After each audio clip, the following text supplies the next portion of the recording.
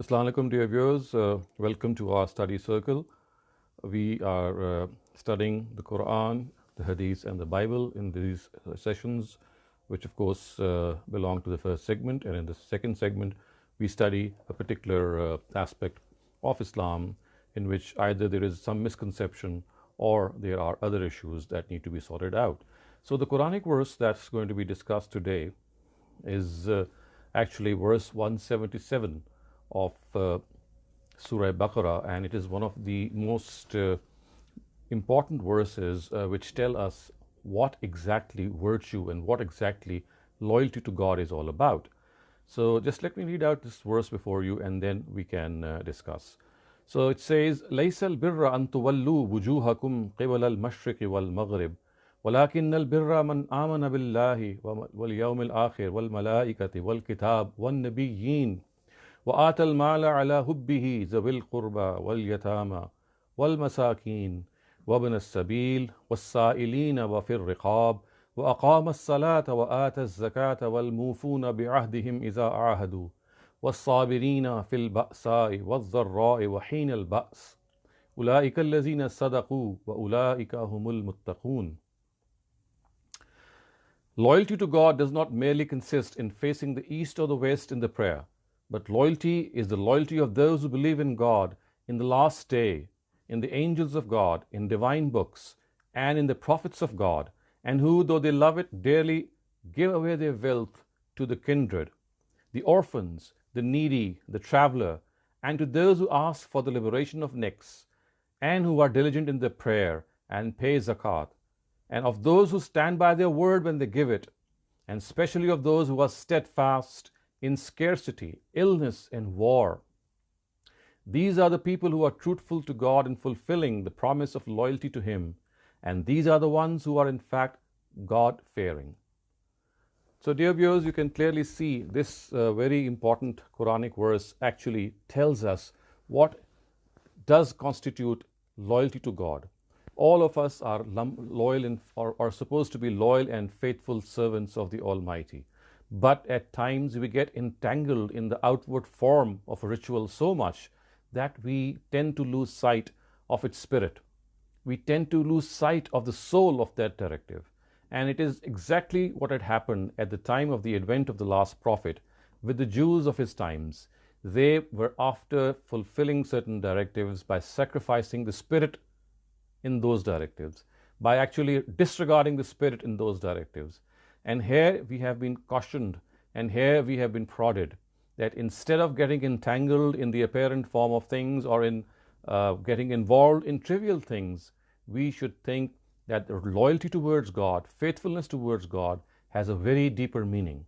And the context, dear viewers, of this verse is that in the times of the Prophet Muhammad sallallahu alaihi wasallam, the Jews and the Christians were fighting regarding the Qibla. They used to say that some of them would say that East is their Qibla, and the other one group would say that the West is their Qibla.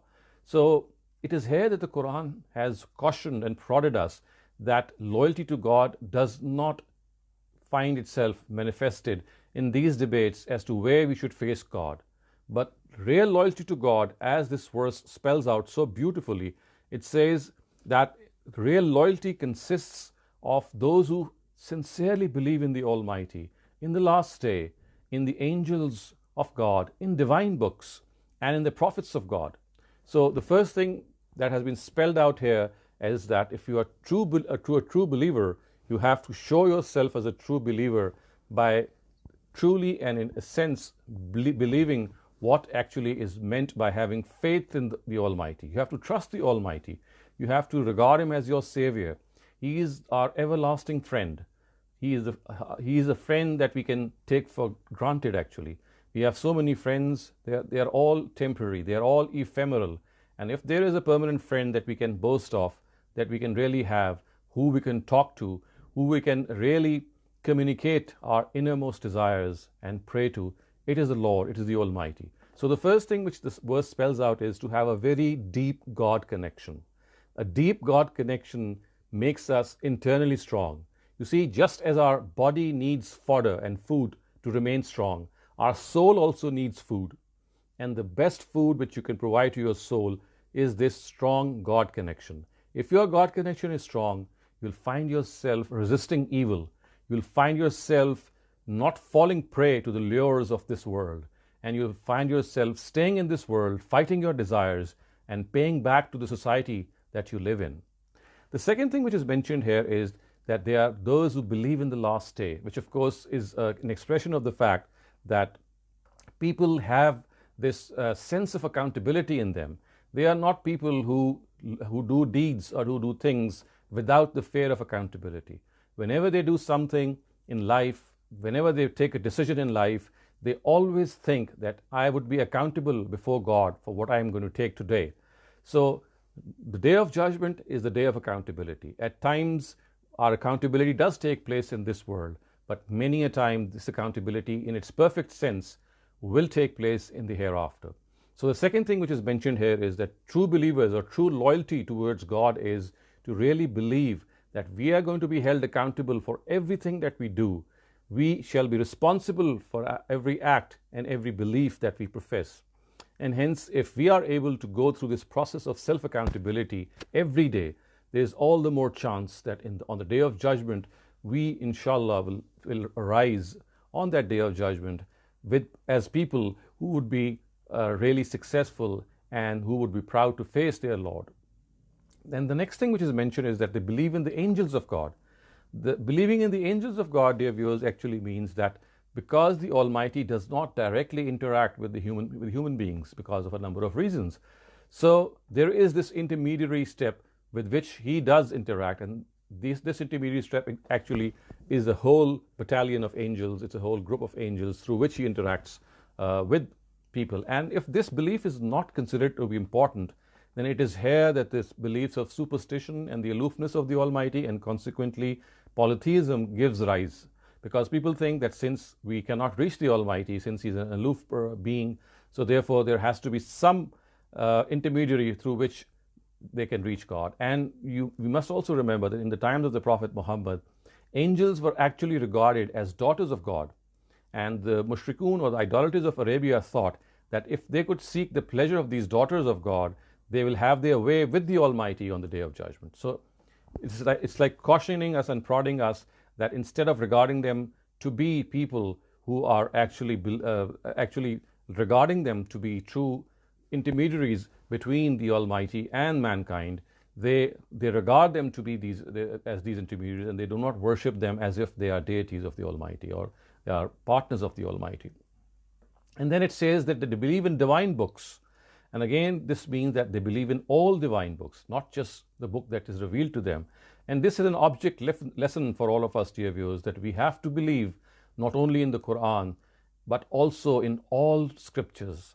And these include the Torah, the Zabur, and the Injil, which is the Gospel. So we have to study the Gospels, we have to study the Torah, and we have to believe in it as a book of God. And our faith is not complete unless we profess faith in these divine books of God.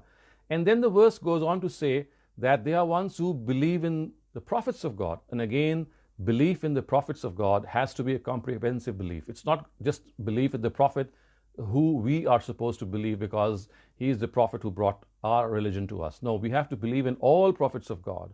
And we have to actually, the Quran at one place says, "La nufarriqu bayna ahadim bi rasuli," which means that we do not discriminate, we do not differentiate between the messengers of God. We profess faith in them. And this actually is an expression of the fact that religion or divine religion has come from the same source, which is the Almighty, in various periods of time to various prophets of God. And the basic message of all religions is the same. And that is, God is one, and one day we shall be held accountable on the basis of our own deeds before Him. This basic message has been taught by each and every prophet, right from Adam, right up to the Prophet Muhammad, who was the final of all prophets. It was the same message which was actually taught to all of us. And hence, when the Quran says that we have to believe in all the prophets of God, it actually does tell us that we must not discriminate, we must not differentiate.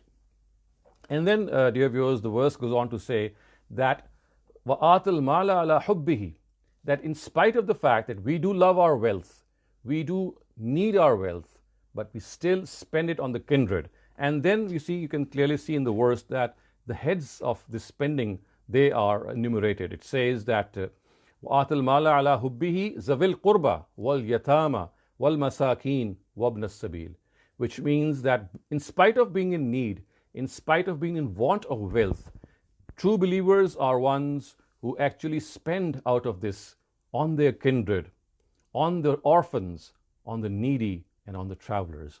So this is how we have to behave in life. And let me point this out to you also, that at one place in the Quran, the Almighty, while praising the utmost quality of believers, has said, يُؤْثِرُونَ عَلَىٰ أَنفُسِهِمْ وَلَوْ كَانَ بِهِمْ خَصَاصَةٌ, which means that in spite of being in need, believers give preference to the needs of others. Subhanallah, which actually means that we sacrifice our needs so that the needs of other people can be fulfilled. And this is the ultimate form of charity. That I need the money, I need my resources, and here comes a person who needs them equally badly, and I give away that money. And I have heard so many people say that when a person does so, he can experience God. We cannot touch God, we cannot see God, but we can experience God. And the way we can experience Him is that when we give away this money that we want it so badly, when a person comes along. It has happened to so many people who have told us their story, that somehow or the other, when our own need arises, the Almighty fills our pockets with much more than we had given away. It's just a question of testing our faith. It's testing our trust in God, that if we give away, we'll receive manifold. And before that need actually is fulfilled, we will get that money in our pocket somehow or the other. I've seen so many examples. So if we want to experience God, if we want to have a taste of how we have this godliness connection with Him, the best way is that we spend in His cause even when we are in want, and we actually would be taken care of Him in this way. And this verse actually says that people who ask and وَالسَّائِلِينَ وَفِي الرِّقَابِ, for the liberation of necks, and for those who ask. Of course, we know that in the times of the Prophet, this institution of slavery persisted in Arabia. And for that, there was a general appeal which was made by the Prophet and by the Quran that necks should be liberated. People should spend their money by buying out these slaves, by making them useful individuals of the society. And ultimately, one day, when the directive of Muqatibat was revealed, we were told that we have to free all slaves, come what may, if they wanted their liberation, and if they gave us this guarantee that they would not become an economic burden to the society. And this is how slavery was gradually put an end to right in the time of the Prophet. It is very unfortunate that it still existed in spite of these efforts and in spite of these directives which the Quran laid down for us. But here we have been directed by the Quran that we must spend our money to buy out slavery. And today, if you would like to have an analogy, we can clearly see that there are so many prisoners which are languishing in jails, they do not have bail money. They have served out their sentences at times, and they only need money to get themselves out of that jail. They have gone through everything. So today, by analogy, that money can be used to liberate such people from jail who have served their sentences, but they are not in a position to pay the penalty or some of the other dues which are on them. And then the verse goes on to say, وَأَقَامَ الصَّلَاةَ وَآتَ الزَّكَاةَ, that these are the two things which are so important in our religion. One of them connects us to the Almighty, and the other one connects us to our brethren. So aqam as-salat means that we are diligent in our prayer. It's not just that we would like to do something and just get it off our necks by simply going through the motions. But aqam as-salat actually means that we are very punctual in the prayer, we are persistent in our prayer, we actually feel this strong God connection when we stand in the prayer, because we feel that we are standing in the presence of the Almighty and talking to Him. All these measures constitute aqam as-salat, being diligent in the prayer.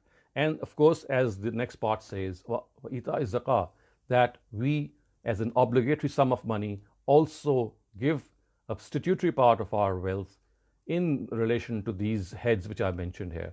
So zakat, or being compassionate to individuals through this institution of zakat, is something which connects us to our brethren. So these two pillars of, I would say, these two pillars of our faith, one of them connects us to God, and the prayer is the foremost thing which connects us to God, the namaz. And then we have zakat, which actually connects us to our brethren, so that those who are in need, those who are in a spot of bother, we can help them through our means and resources. And in this way, people in this society who are left far behind in the race of life, who cannot earn for themselves or who live below the poverty line, they are catered by the society and by the government as well. And then we just look what the Quran says. Wal mufuna bi ahdihim iza ahadu, which means that whenever they make a commitment, they honor that commitment. They do not go back on their words. They honor their commitment. When they give their word, they may lay down their lives, but they will not go back on their word. Such is the importance of this promise. And we must realize ourselves that how heartily and how generously we break promises. We make promises, and right at the time that we are making a promise, we do know that we'll not be able to honor it. At times we know that, but in spite of that, we make this promise, and then we end up going back on that promise. The Quran is very critical of such people, and it has to be, because you see, religion itself is a covenant that we make with the Almighty. It's called misaq. Misaq means a promise that we make to the Almighty that will abide by Him. So therefore, when the Quran says, "Wal mufuna iza ahadu," it actually gives this stress that once you make a commitment, we will give our word, we will not go back on our word. We might lay down our lives, but we will honor our commitment, we will honor our word. And we can actually examine our own lives in the light of this Quranic directive, how we flout promises, how we make fun of these promises, how we don't even care that we have given a word. This is something really alarming, that a person who might commit himself or herself to something for someone at times totally forgets. He or she thinks that making a promise or giving a word is something which we can easily trample on. And this is something that really needs a lot of rethinking in our society. All of us as individuals are guilty of breaking oaths, guilty of breaking promises in some form or the other. Citizenship itself is a promise. Look how we flout this promise by breaking traffic lights, by not following traffic rules, by overspeeding, by underage driving, by making licenses and various other things without adopting the proper procedure. All these things constitute a breach of promise. We break laws at will. We break laws vehemently. And in fact, we feel proud when we break a law. And this is something which is really alarming. And we need to really make this fresh commitment to ourselves that come what may, when we give a word, we will never go back on our word. And the Almighty expects us that once we give our word to Him regarding following these basic precepts, we have to follow them and in no way break our promise. And then the word says that whatever the condition, they spend in wasabirina fil ba'sa'i wa dharra'i wa hinal ba's, that believers are patient, they persevere in times of scarcity, in times of illness, in times of war. So these are the three times which really test us. They are really pushing times. They see our mettle, they test our mettle, whether we are really people who in these times remain patient or not.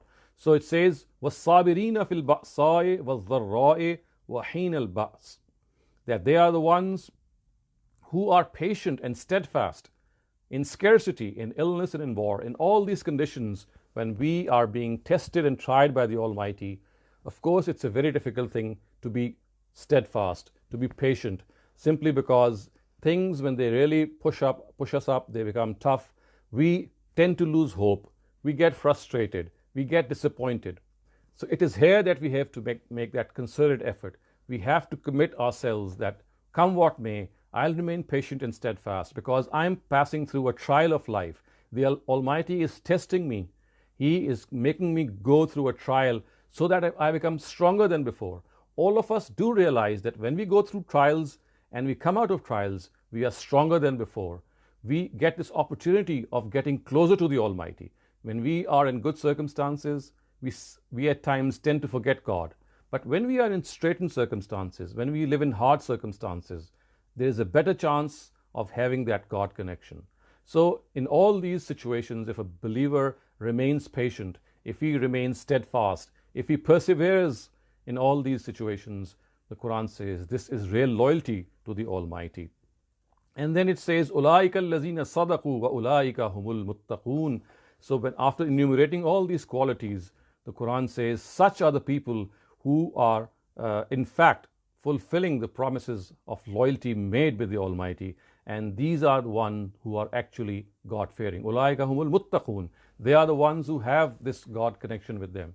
They really have experienced how they can be and live in this life of tribulation, of trials, of hardships, of difficulties, by having that strong God connection. Dear viewers, this goes without saying that the stronger our God connection, the stronger will we fare in life, in tackling miseries, in tackling hard circumstances, because the biggest support that we can rely on is God. No one else is always there for us. All relationships, whether a person is our bosom friend, they're all temporary. Even with our bosom friend, there are so many things that we cannot discuss. There are so many things which we cannot even share. But with God, we need not share anything because He already knows it. We can talk to God. We can rely on Him. We can have that strong connection. And the stronger that connection, the better chance we have in passing through this trial of life, in passing through these tough circumstances. And in spite of passing through these tough circumstances, our mental state is of a person who is serene, a person who is still comfortable, a person who is not bothered by hardships and difficulties. So this is something that really should be our goal. It should be our very important mission in life, that we have to remain connected with one and only God Almighty. So viewers, we now go on to the next part of our study circle, and this is the hadith of the day that we are going to study. It has been taken from the Al-Jami al-Sahih of Imam Muslim. So it says, on Jarir ibn Abdullah, قال سألت رسول الله صلى الله عليه وسلم عن النزل فجاء فأمرني أن أصرف بصري. Jarir ibn Abdullah radiallahu anhu stated, I asked God's messenger about the sudden gaze on a non-mahram woman. He told me to turn my eyes. So viewers, here one of the very important precepts of self-purification is discussed. Self-purification actually means that we cleanse our hearts from all filth and from all evil. And since our eyes are actually the windows of our hearts, so we have to keep our eyes pure. We must not lust through our eyes. And as has been narrated in some of the other ahadees of the Prophet, that if we lust through our eyes, this is in fact the fornication of our eyes, of our sight, and we should avoid it at all costs, because every evil starts by our eyes. Every evil, one of the very strongest ways which can take us close towards evil is that we start looking towards evil things or towards provocative things, and hence we are advised that once our eyes take liberty, once our gaze takes liberty, then our own heart gets this filth involved in it, and we have to show this to ourselves, that we are individuals who are clean in our thoughts, who are clean and pure. And whenever we see a person of the opposite gender, we do not lust after that person. We do not look at the contours of his body or his physical shape, but rather we look at him as if we would be looking towards our own father or our brother or our sister or our mother. Just as when we look at them, we do not let our eyes take liberty. In a similar way, the Almighty here in the Quran and also in this hadith which I have just read out has told us that we must not lust after other people. We must not look at other people and especially physically enjoying their attributes, because this is something which will inculcate some evil in our hearts, and we will have this addiction of looking after other women, and women of course would have this addiction of looking towards other men. So instead of remaining faithful to one's husband, if one gets addicted to seeing other women or other men likewise, the institution of the family is severely dented, and the love and affection and the bond which should remain between the spouses is dented very badly. Because here what we are doing is that we are fantasizing, or we are imagining other women or other men in our lives and connecting ourselves mentally to them, which is directly proportionate to the fact that we are distancing ourselves from our own wife. And if we are not married, then we are getting that addiction deeply rooted in our body, in our own minds, in which we would tend to settle ourselves, tend to satisfy ourselves and comfort ourselves by lusting after women about whom we have to be very respectful of.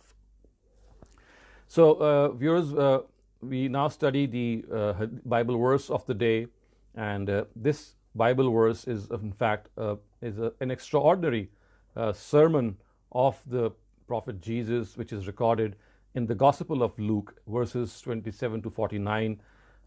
These are such beautiful and moving words that I think if I just read them out to you, you will enjoy as much as anyone who reads them and feel this spiritual uplifting, spiritual enhancement in him, because this is something which really is so close to our nature. So it goes like this: be full of pity, even as your Father is full of pity. Of course, we have to realize that wherever the word Father is used in the Bible, it actually refers to the Almighty, and it's used in a figurative and a metaphorical sense. So be full of pity, even as your Father is full of pity. He not judges of others, and you will not be not judges of others, and you will not be judged. Do not give punishment to others, and you will not get punishment yourselves. Make others free, and you will be made free. Give, and it will be given to you. Good measure, crushed down, full, and running over, they will give to you. For in the same measure as you give, it will be given to you again. And he gave them teaching in the form of a story, saying, is it possible for one blind man to be guide to another? Will they not go falling together like into a hole? The disciple is not greater than his master, but everyone whose learning is complete will be like his master. How beautiful and how fantastic these words are. And why do you take note of the grain of dust in your brother's eye, but take no note of the bit of wood which is in your eye? How will you say to your brother, brother, let me take the grain of dust out of your eye, when you yourself do not see the bit of wood in your eye? O false one, first take the wood out of your eye, and then you will see clearly to take the dust out of your brother's eye. For no good tree gives bad fruit, and no bad tree gives good fruit. For every tree is judged by its fruit. Men do not get figs from thorns, or grapes from blackberry plants. The good man out of the good store of his heart gives good things, and the evil man out of his evil store gives evil. For out of the full store of the heart come the words of the mouth. Why do you say to me, Lord, Lord, and do not the things which I say? Everyone who comes to me and gives ear to my words and does them, I will make clear to you what he is like. He is like a man building a house. He's like a man building a house who went deep and put the base of it on a rock. And when the water came up and the river was driving against that house, it was not moved, because the building was good. But he who gives hearing without doing is like a man building a house on the earth without a base for it. And when the force of the river came against it, straightway it came down, and the destruction of that house was great. So, dear viewers, you can see how fantastically Jesus has given us this instruction. He has used such beautiful examples, so many beautiful phrases. In spite of the fact that this is a translation of the original, we still move, we still get that feeling that we are actually listening to something divine, because only prophets of God can speak the way Jesus has just spoken in these words. And I can really say that had we possessed the original words, which were, of course, should have been in Syriac, the original language of Jesus, we would have been even more moved and even more influenced, because there is no replacement to the original language. This is just a translation, and look how a translation has affected us, and we can well imagine how the original would have affected us had we had them. So you can see that Jesus here is actually trying to give focus to the fact that we have to look deep down. We must not look towards things the way they look to us apparently, because what is apparent is not always the same to what actually it is. At times, the essence is different from what it appears to be outwardly. And then we have to realize that whatever is said is being said in such a powerful language, with such powerful similes, with such moving metaphors, that it's like magic, it's like music to our ears. And so therefore, I would advise all my listeners that whenever they get the time, they must read the Bible from various places, especially the Gospels, the New Testament, various parts of the New Testament, the Gospel of Matthew to start with. And if they get time, they can go on to read the Proverbs of Solomon and the Psalms of David, equally moving. And these are some of the areas in which we can really supplement our study of the Quran by studying other divine scriptures. So viewers, with these words, we come to an end to this session, or this first session of our study circle. In case you have any questions, we can take up those questions. Otherwise, we'll move on to the next part of our study circle. So I can see Ms. Rafia Khaja. I'm going to unmute your mic, madam. You can please go ahead. Your mic is self-muted. Kindly unmute your mic and please share your question with us. Your mic is self-muted. Please unmute your mic. Kindly unmute your mic.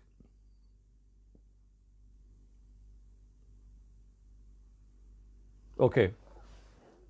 Please go ahead. Please kindly speak a little louder. I can't hear you.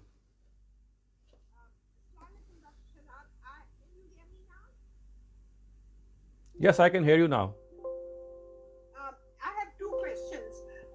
One, my question is that one of the problems we are seeing among the youth in this world is they want to know about the existence of God, and they somehow feel that it's a challenge because during the time of the prophets, God intervened among the people, but now there's no intervention. So you sometimes hear some of them saying, why can't Allah show us some miracle that He's there? Someone I heard said that, oh, like you have a writing in the sky saying, Allah says, I'm here. So I wanted to know, how do we try to convince these people? Do we try to convince them of the existence of God through emotions or through reasons? Well, can I give you my second question, or let me answer this first question first. Actually, we need to understand that as far as God is concerned, the best way to prove the existence of God is through our own introspection, through our own intuition, because God is found in our own selves. His comprehension is found in our own selves. The fact is that atheism or lack of this God connection is spreading because of the fact that our true comprehension of the Almighty, or the way we picture the Almighty, you see, every person has his own perception of the Almighty, and he wants the actual perception to fit into that perception, and this does not always happen. You see, the principle which the Almighty has enumerated in the Quran is that He gives miracles to His prophets. And the reason for giving these miracles is so that other people can understand that the prophets of God who have been sent in their own times are actually His messengers, and in order to focus the attention of people, at times these miracles are shown, and similarly at times to conclusively convey the truth, these miracles are shown. As far as we are concerned, who live in an era in which prophethood is no longer there, we still can see miracles. And I can say that although it's not a guaranteed thing, but hasn't this happened that so many times we make a supplication to God, we pray to God, and then that prayer is answered. It's answered even in a better way than we had prayed. What is this? This is nothing less than a miracle. And look at the fact that at times a person is dying, at times he has a severe illness, and the doctors actually give up, and that person still survives. There are so many examples in which people have survived in spite of the fact that the doctors have given up on that person. So you see, miracles are never given on the demand of the people. Even in the times of the prophets, when people used to demand miracles, the reply they would get from the Almighty is that I will send miracles when I deem them appropriate, at appropriate times. It's not at your demand that I'm going to give miracles, because God is governing this universe according to his own grand scheme. But I can tell you that even today these miracles do happen. When children get saved, look at the story of that boy who got saved while his ship or his actually raft was floating for 6 or 7 days in a deep sea, and he kept on floating. That raft kept on floating, and somehow it was spotted. It was a miracle that that boy still survived. So you see, it's just a question of opening our eyes around us. You can see this miracle happening every day. Look at the miracle of your own on your own house. I can see one of the most miraculous things in my life is the relationship which every child has with the mother. Look at how a mother behaves towards the child. She sacrifices everything. She, even if she is beaten up, even if she's abused, even if she's treated very harshly, look what happens when she prays for that disobedient child of her. She never ever has any bad words for her. Isn't this for that child? Isn't this less than a miracle that people who are really maltreated, even then they end up praying for you? So you see, we have to find these miracles around us. They do exist, and instead of demanding miracles, we must discover these miracles.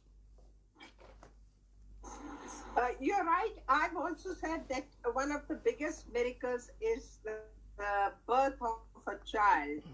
And if you tell some of these people that read the Quran, first of all, they have to be interested. And secondly, they have to read it with understanding.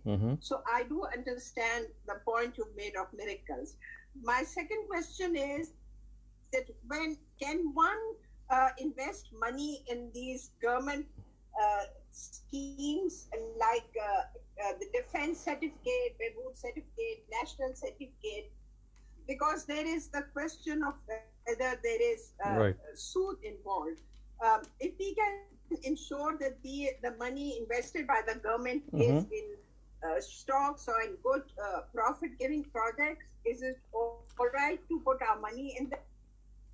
So you see, as far as these schemes are concerned, they cannot be classified as interest per se because of the fact that the profit which the government gives in return varies, and it is not according to the demand that we make. It's according to what they can give us.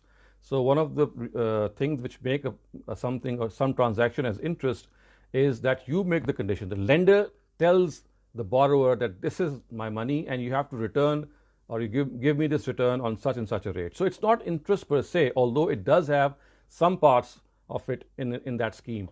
But as far as old people are concerned, as far as widows are concerned, as far as individuals who are literally helpless are concerned, I would say that they can perhaps benefit from this scheme, and because it's not interest per se, although there are some things which do resemble it.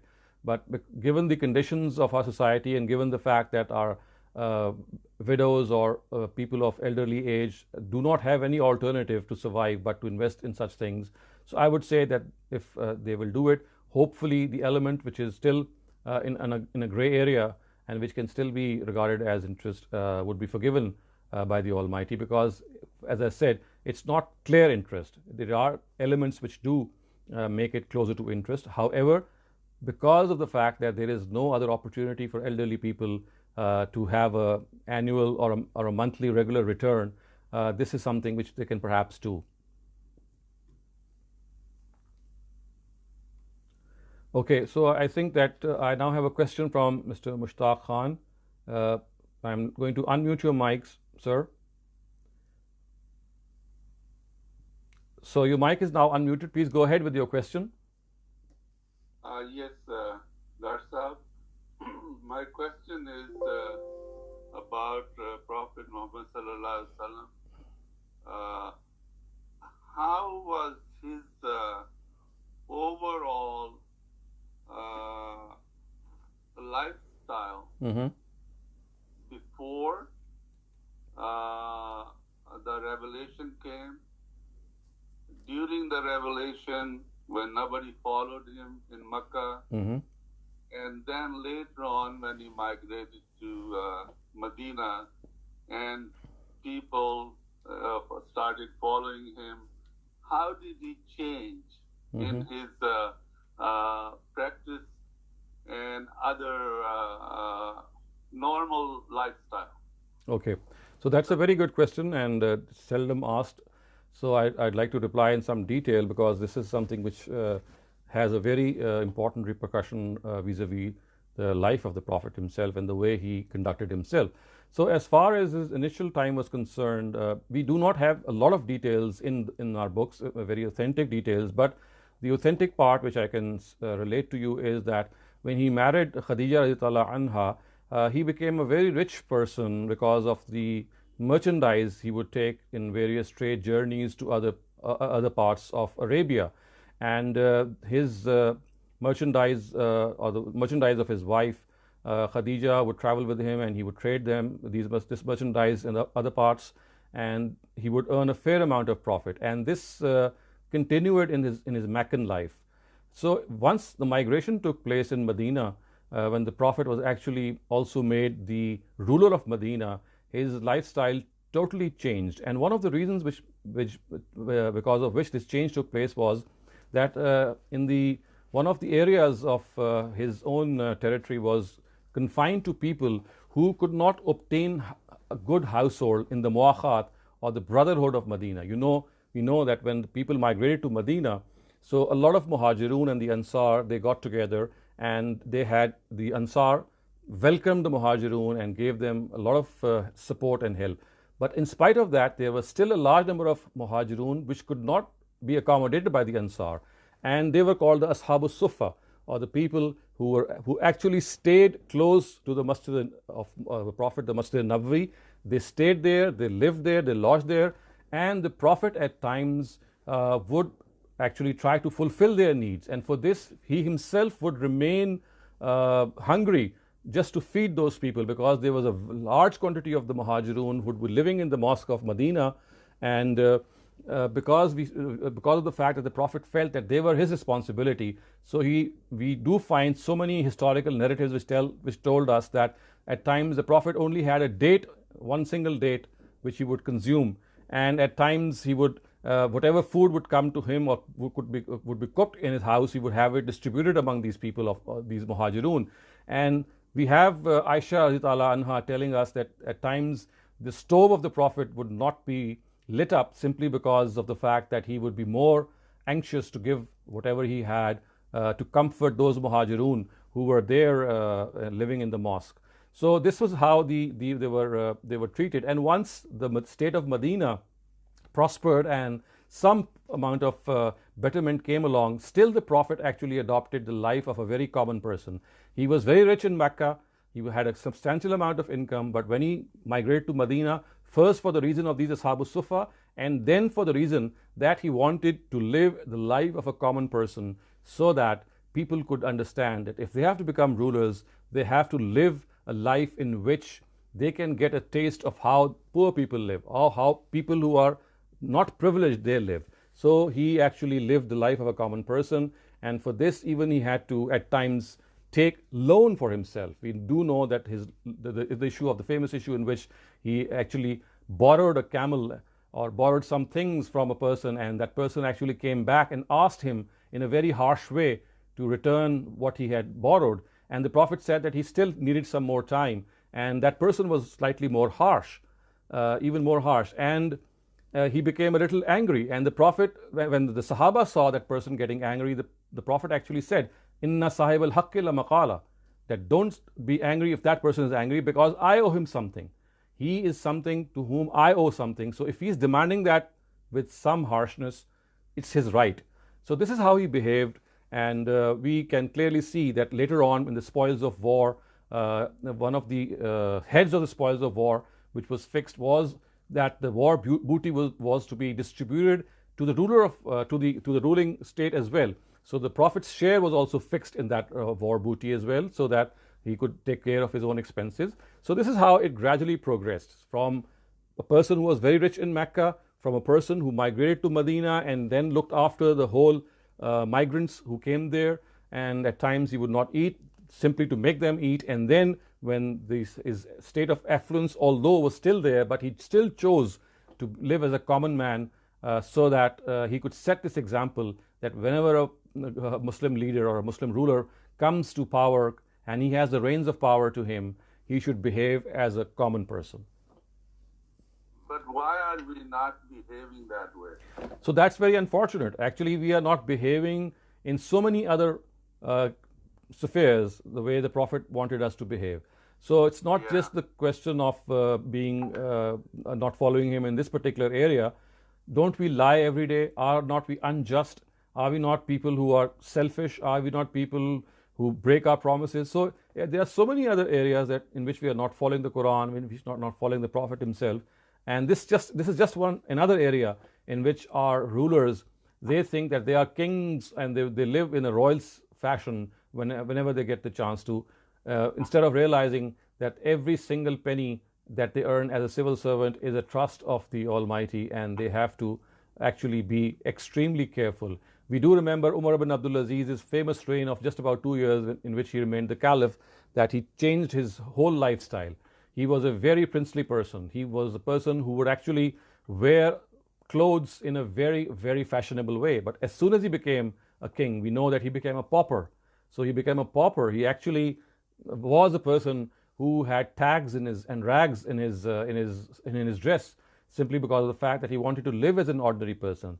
And we know that the Caliph Umar, when he was there, he actually passed this order that people should use the things given by the government, like for example the paper. They should tighten the spaces between the lines, shorten the spaces between the lines, so that less paper can be used in writing, so that government officials are very, very responsible in consuming goods which are provided by the government. So all these things are examples which we find in history, which are still there for us to read and study. But what can we do if people are not willing to do that? Because no one can make a horse drink water. No one can change a person unless that person wants to change himself or herself. All that we can do is... Those examples are almost 1400 years ago. Yeah. And we have not been able to do anything about it. So something is really wrong with the Muslims, that we are not really following the teachings of Islam and the example of our Prophet. Obviously, there is something very wrong, but at the same time, you see, there are so many people who are still following the Prophet. For example, there are people who might not pray, might not fast, but they don't drink, they don't go near pork, they don't commit adultery. So don't forget that still we have people who might not be following a lot of things that Islam says, but still they have this regard that if they might fast, they might pray, they might not fast, they might not pray, but at times they are very, very careful in fulfilling the rights of their brethren. So it's not like a all dismal situation. I would say it's selectively dismal, and there have been eras in our history in which we can see examples set by common people. Even today, I can see people around me, like people like, for example, Abdul Sattar Edi, if you know Pakistan. There are many other people who live for others, who create this example, who shine like a torch in the darkness that we find ourselves today. So we do have these examples in which people try to follow, but the only thing is that they have to be seen with a very keen eye. And if we try to spot them, I'm sure we can pick a lot of examples, not from our illustrious elite, but from common people. I know people as firefighters who gave up their lives at times to save people.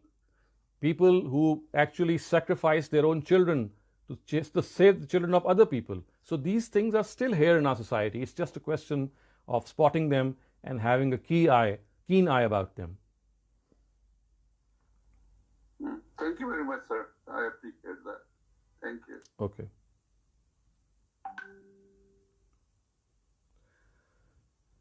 So, viewers, now it's the very last end of our study circle. The misconception actually that what I'd like to cover today, which I will do in a very brief way, is exactly what I had pointed out earlier, and that is scripture reading.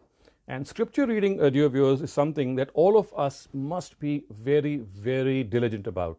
When I say scripture, I actually refer to divine scriptures in particular.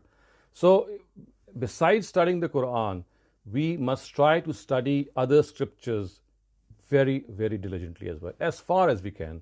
Thus, for example, the Old Testament, the New Testament, the Psalms, the Gita, which is, of course, the foremost book of Hinduism. You will be very surprised to know that Gita is is a book in which there is not a single thing which can be related to polytheism. Polytheism, which we so commonly relate to Hinduism, was a much later addition. In even the Gita, or I would say not the Gita, I'm sorry, I made a mistake, it's the Ved. The Veds, which were the earliest scriptures of the Muslims, of the Hindus, if you study the Veds, the Rig Ved and other Veds which are still, you can still find in the